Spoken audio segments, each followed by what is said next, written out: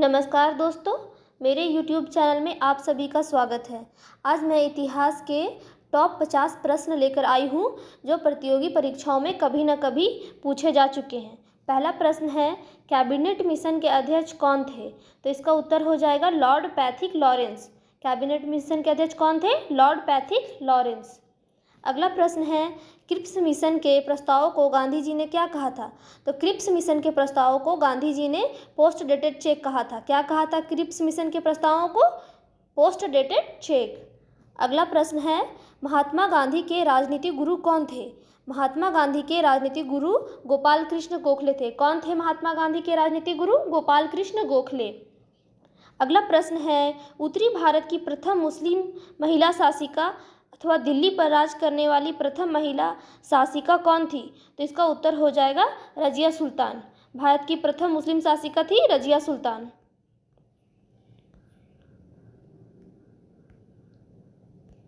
अगला प्रश्न है, सिंधु सभ्यता का पतन नगर कौन सा था? सिंधु सभ्यता का पतन नगर लोथल था। कौन सा था सिंधु सभ्यता का पतन नगर? लोथल। अगला प्रश्न है, भारतीय राष्ट्रीय कांग्रेस के संस्थापक कौन थे? भारतीय राष्ट्रीय कांग्रेस के संस्थापक थे ए.ओ. ह्यूम। कौन थे? ए.ओ. ह्यूम। अगला प्रश्न है, महात्मा बुद्ध द्वारा दिए गए प्रथम उपदेश को कहा जाता है? महात्मा बुद्ध द्वारा दिए गए प्रथम उपदेश को धर्मचक्र प्रवर्तन कहा जाता है। क्या कहा जाता है? धर्मचक्र प्रवर्तन। अगला प्रश्न है, किस वेद की रचना गद्य एवं पद्य दोनों में की गई है? तो यजुर्वेद की रचना गद्य एवं पद्य दोनों में की गई है। किसकी रचना की गई है गद्य एवं पद्य दोनों में? यजुर्वेद की रचना। अगला प्रश्न है, भारत में पहला समाचार पत्र किसने शुरू किया था? तो इसका उत्तर हो जाएगा सैयद अहमद खान ने। भारत में पहला समाचार पत्र सैयद अहमद खान ने शुरू किया था। अगला प्रश्न है, किसके शासनकाल में बौद्ध धर्म दो भागों हीनयान तथा महायान में बंट गया था? तो इसका उत्तर हो जाएगा कनिष्क। कनिष्क के शासनकाल में बौद्ध धर्म दो भागों हीनयान तथा महायान में बंट गया।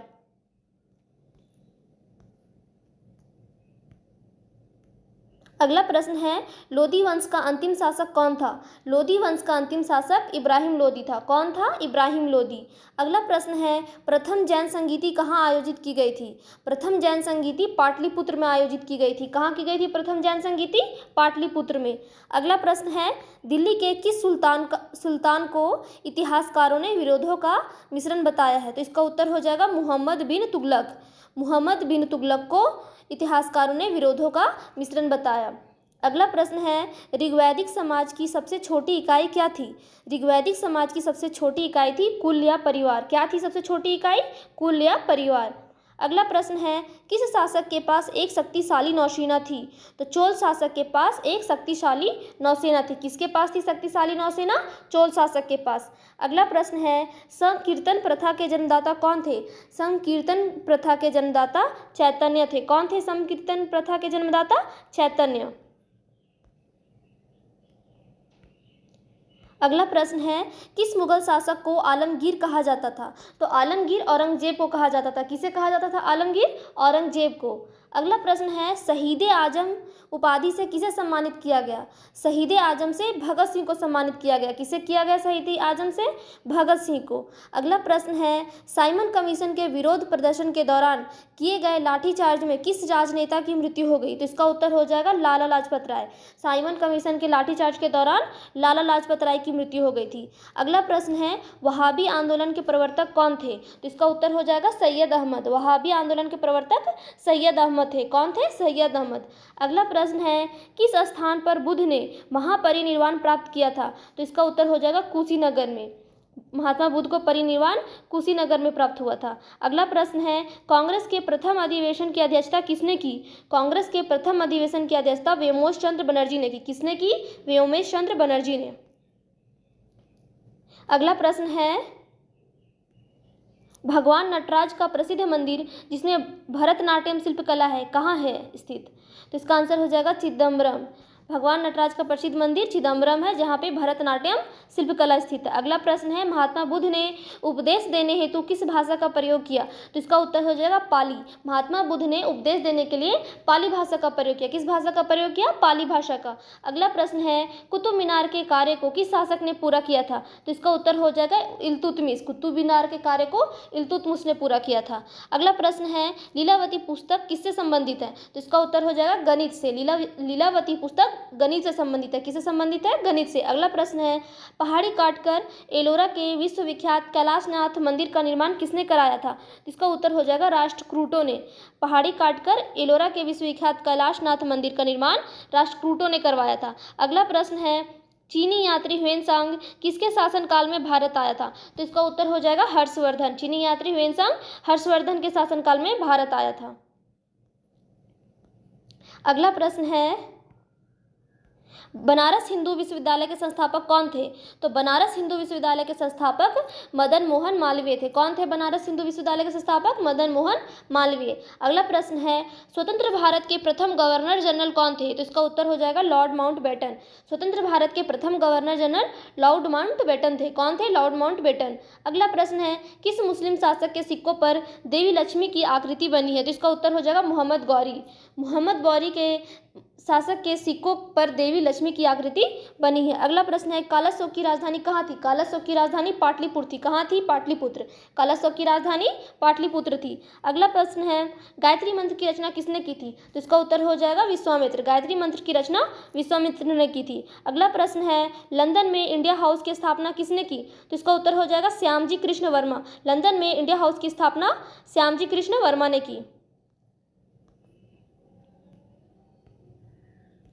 अगला प्रश्न है, किस गुप्तकालीन शासक को कविराज कहा गया? तो इसका उत्तर हो जाएगा समुद्रगुप्त।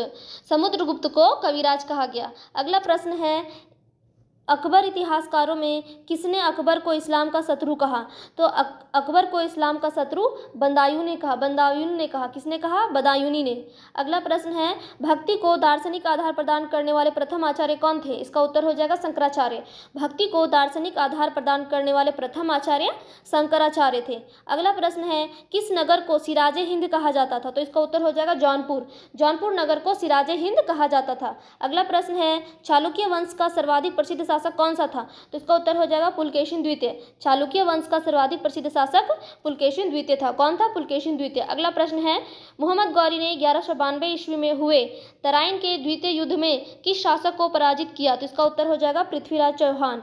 मोहम्मद गौरी ने 1192 ईस्वी में हुए तराइन के द्वितीय युद्ध में पृथ्वीराज चौहान को पराजित किया। अगला प्रश्न है, भारतीयों के महान रेशम मार्ग किसने आरंभ कराया? तो इसका उत्तर हो जाएगा कनिष्क ने। भारतीयों के महान रेशम मार्ग को कनिष्क ने प्रारंभ करवाया। अगला प्रश्न है, गुलरुखी के नाम से कौन जाना जाता था? तो गुलरुखी के नाम से सिकंदर लोदी जाना जाता था। कौन जाना जाता था? सिकंदर लोदी। अगला प्रश्न है, वह कौन सा युद्ध था जिसमें भारत में ब्रिटिश प्रभुत्व का प्रारंभ किया? तो इसका उत्तर हो जाएगा प्लासी का युद्ध। प्लासी का युद्ध जिसने भारत में ब्रिटिश प्रभुत्व का आरंभ किया। अगला प्रश्न है, शिवाजी ने अपने राज्य की आय का मुख्य साधन किसे बनाया? तो इसका उत्तर हो जाएगा चौथ। शिवाजी ने अपने राज्य की आय का मुख्य साधन चौथ को बनाया। अगला प्रश्न है, जैन धर्म के 24वें तीर्थंकर कौन थे? तो इसका उत्तर हो जाएगा महावीर। जैन धर्म के 24वें तीर्थंकर महावीर थे। अगला प्रश्न है, भारत एक राष्ट्र नहीं दो राष्ट्र, यह कथन किसका है? तो इसका उत्तर हो जाएगा मोहम्मद अली जिन्ना। भारत एक राष्ट्र नहीं दो राष्ट्र, यह कथन मोहम्मद अली जिन्ना का है। अगला प्रश्न है, लगातार बढ़ती कीमतों की प्रक्रिया क्या कहलाती है? तो इसका उत्तर हो जाएगा मुद्रास्फीति। लगातार बढ़ती कीमतों की प्रक्रिया मुद्रास्फीति कहलाती है। अगला प्रश्न है, भारतीय राष्ट्रीय कांग्रेस के प्रथम अंग्रेज अध्यक्ष कौन थे? तो इसका उत्तर हो जाएगा जॉर्ज यूल। भारतीय राष्ट्रीय कांग्रेस के प्रथम अंग्रेज अध्यक्ष जॉर्ज यूल थे। अगला प्रश्न है, कांग्रेस अधिवेशन को संबोधित करने वाली पहली महिला कौन थी? तो इसका उत्तर हो जाएगा कादम्बिनी गांगुली। कांग्रेस अधिवेशन को संबोधित करने वाली पहली महिला कादम्बिनी गांगुली थी। अगला प्रश्न है, भारत छोड़ो आंदोलन के समय कांग्रेस के अध्यक्ष कौन थे? तो इसका उत्तर हो जाएगा अबुल कलाम आज़ाद। भारत छोड़ो आंदोलन के समय कांग्रेस के अध्यक्ष अबुल कलाम आज़ाद थे। ऐसे ही वीडियो को देखने के लिए मेरे चैनल को सब्सक्राइब करें।